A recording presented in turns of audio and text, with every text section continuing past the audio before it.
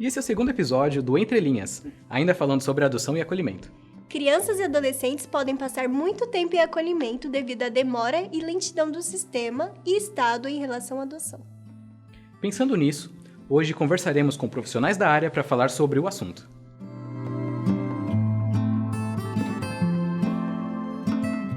Olá, eu sou Cibele Miller, atriz. Trabalhei interpretando a tia Lourdes no curta Entre Linhas. Estou aqui hoje para entrevistar a Marta, que trabalhou no serviço de acolhimento. Inclusive, ela adotou o Michael, já com 18 anos, que fez parte do primeiro episódio. E hoje eu estou aqui com a Marta. Marta, apresente-se pra gente. Meu nome é Marta, trabalhei por 8 anos em casas de acolhimento e vim aqui trazer experiência aí, né? Responder alguma coisa. Que legal. É um trabalho que gera bastante dúvidas, né, e curiosidades pra gente, né?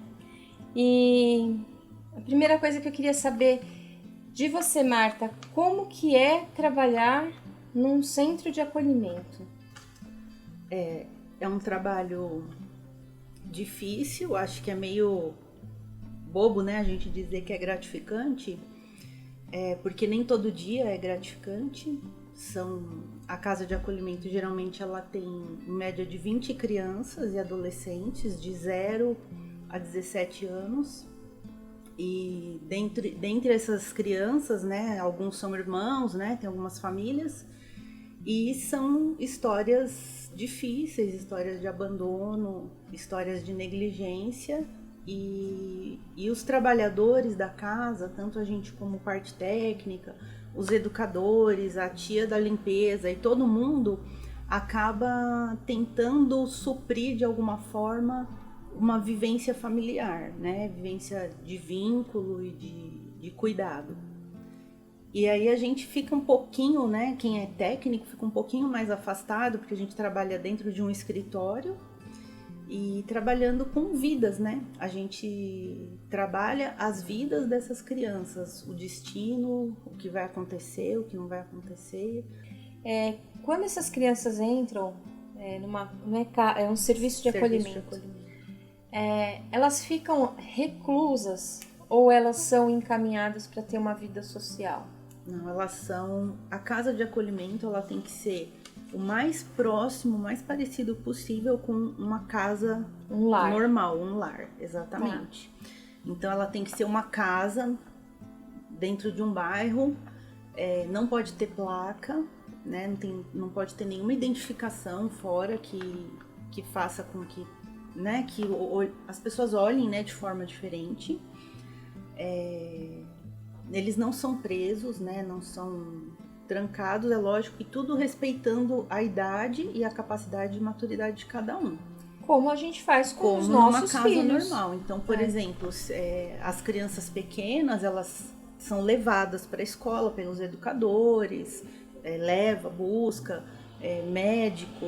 Então, assim, todo atendimento é feito dentro da casa assim, né? Tudo é organizado dentro da casa de acolhimento. Então, entrou a criança de 5 anos, entrou essa criança hoje. Então, a gente faz o acolhimento dela, agendado um pediatra para ver como que ela tá, ver se as vacinas estão ok e tal. Aí, assim, a equipe técnica já corre para fazer matrícula em alguma escola, transferência, tal. E aí, o mais breve possível, ele já tem que estar frequentando a escola.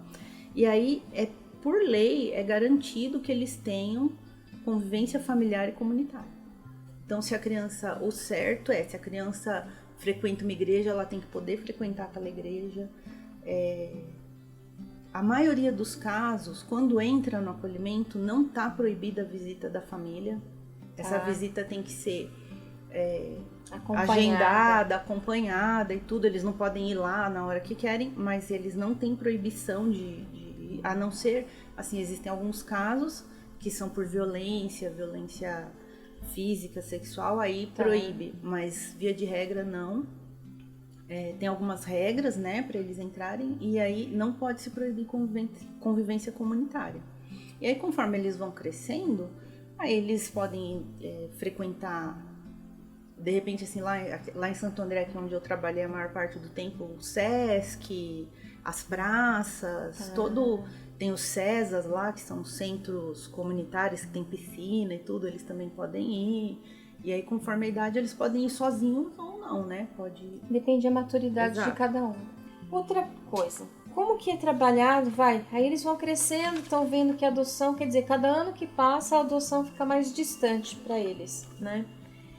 E como que é trabalhada a cabeça dessa criança, adolescente, sabendo que em breve vai ser colocado para fora do abrigo? Não sei se é esse termo, se foi muito... Mas é isso mesmo. A gente costuma trabalhar a partir de uns 14 anos, já começar a trabalhar autonomia. Aliás, a autonomia dentro do acolhimento, ela é desde que entra. Porque aquela criança, ela precisa aprender a ser autônoma. Porque se ela sofreu um abandono, uma negligência ou qualquer outra violação de direito que levou ela para lá, essa família provavelmente tem dificuldades. Então ela precisa aprender a ser autônoma para se cuidar, mesmo que ela retorne para essa família. O primeiro trabalho do técnico é o retorno para a família.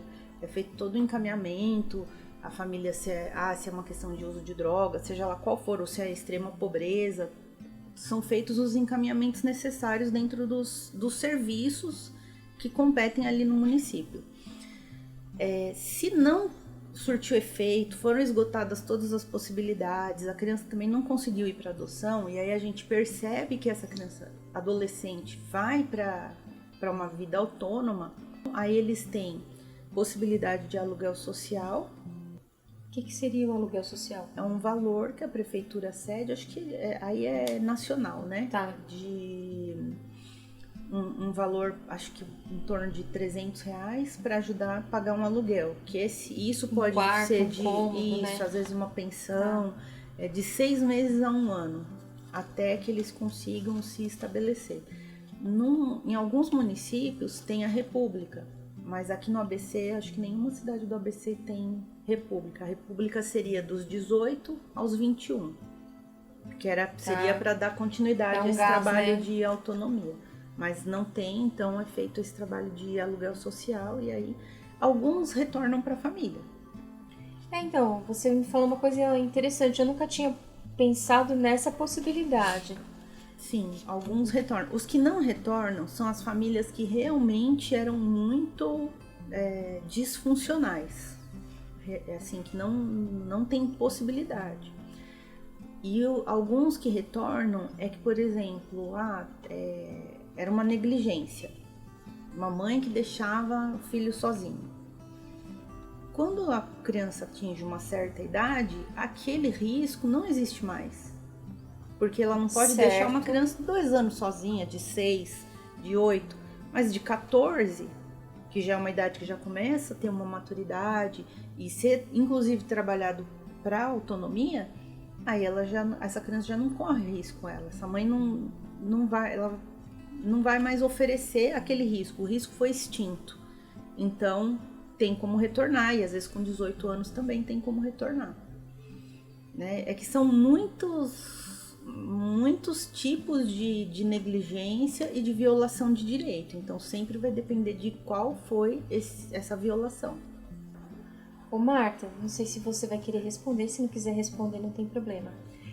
Mas o que te levou a partir para um processo de adoção de um moço? Então, é essa questão do humano, né? Porque aí chega lá, você vai encontrar maiores afinidades com uns do que com outros.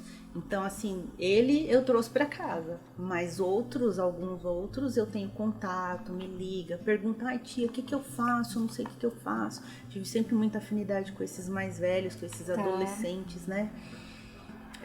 A gente acaba virando referência, porque eles não têm referência. Então, a gente, né, não de todos, mas aqueles que você tem mais afinidade, você vira referência. E aí, acaba sendo assim. E aí, no caso dele, eu brinco com ele assim, eu não sei quando eu virei sua mãe, eu não sei quando foi que eu me apaixonei, mas acho que é uma questão mesmo de vínculo e a gente foi se aproximando. Foi um resgate, foi uma conexão. Foi uma conexão. E aí, assim, imagina pra mim como era doloroso também deixar ele na sexta-feira. né? Porque é bem complicado, essa parte é difícil. Eu tenho a agradecer pela sua disponibilidade de estar aqui. E é isso. Eu que agradeço a oportunidade de falar um pouco dessa questão da adoção, porque precisa ser desmistificado, né? E filho é filho, seja por qual via que ele venha. Com certeza.